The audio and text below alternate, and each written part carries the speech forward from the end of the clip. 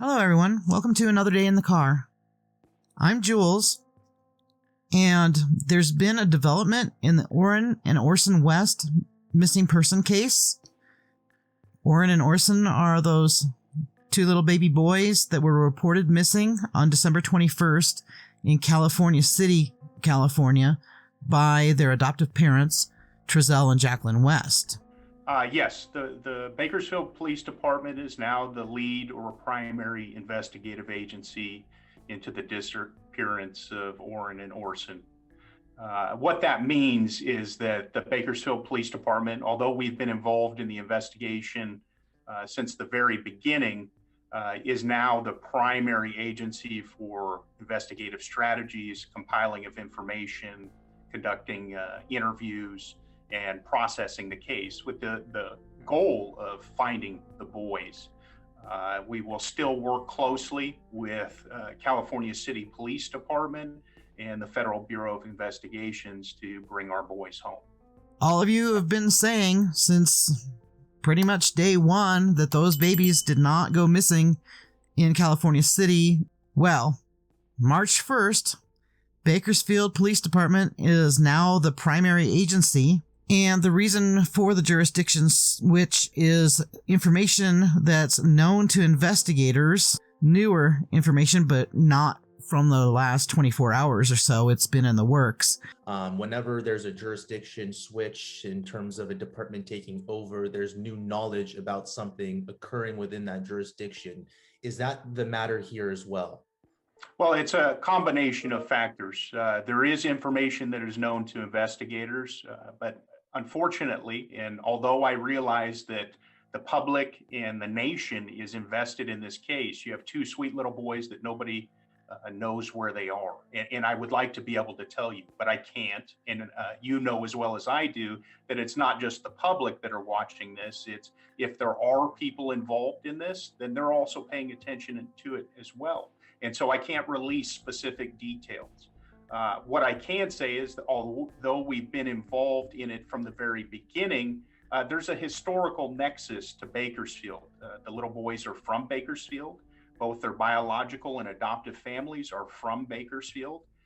And so it just makes sense that if most of the investigations and interviews and historical information that go into this type of investigation occurred in Bakersfield, that we're going to assume the jurisdiction for investigating. The evidence and the information that they have has been adding up to Bakersfield being the jurisdiction for whatever happened. They say that they can't tell the public right now what's going on. Everyone's suspect.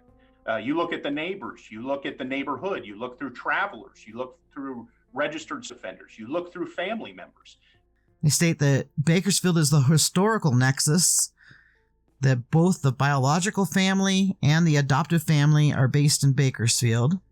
And so that, among other things, lead them to believe that the jurisdiction is Bakersfield. Bakersfield has more resources than California City, and they say that they've got fresh eyes, but they've also been on the case since day one. And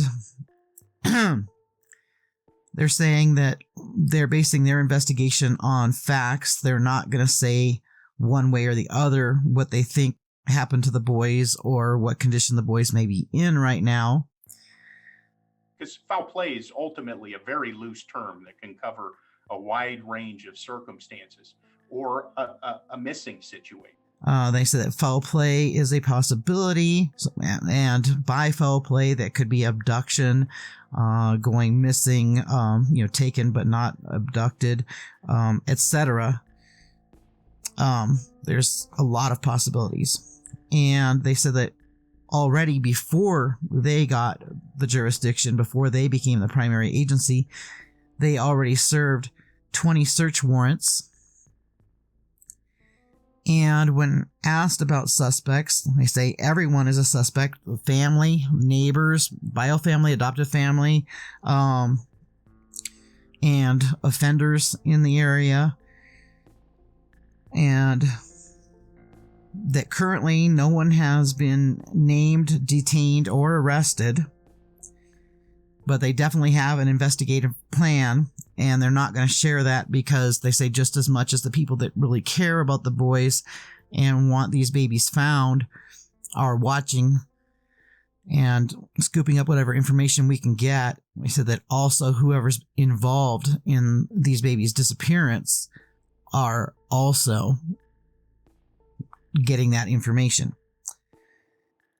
When asked about when was the last time the boys were seen by anyone besides the parents, they said again that, well, December 21st is the day that they were reported missing by their adoptive parents, but they are not going to release any information as to who besides the parents saw those babies or when. One thing that we would like is if anybody had contact with the little boys over the course of the last year, regardless of the context, whether it was a doctor's visit, on a playground, saw them at the grocery store, we would appreciate a call to the secret witness number. That's at 322-4040. And give us just kind of the interaction. We're interested in those historical facts, and that's part of the compiling of information. It's not just during the narrowing it down to the time of the disappearance, but we want to look at past behaviors. And once again, they want to know the history of the little boys. They want to know the kids' life history, what their life was like, who they interact with, who they have relationships with, who has access to them, what their routine was, and whether anything suspicious was going on around them, if anyone saw or noticed anything, or if you just had a feeling that something was off, anything suspicious involving juveniles. They want to know it all. Contact them, secret witness number. It's important that anybody that has information about the little boys, no matter how old or how recent, contacts us. We want to know it. We've received, as you can imagine, hundreds upon hundreds of tips, and we explore all of them because we want to know the history of the boys. We want to know the people involved in their lives. If you saw something suspicious in any of the communities as far as people involving juveniles, let us know, because we're going to take all of those facts and get to the truth of the matter. So let's go over this new information that we have. I really want you guys to blow up the comments. I want to know what you guys think is going on.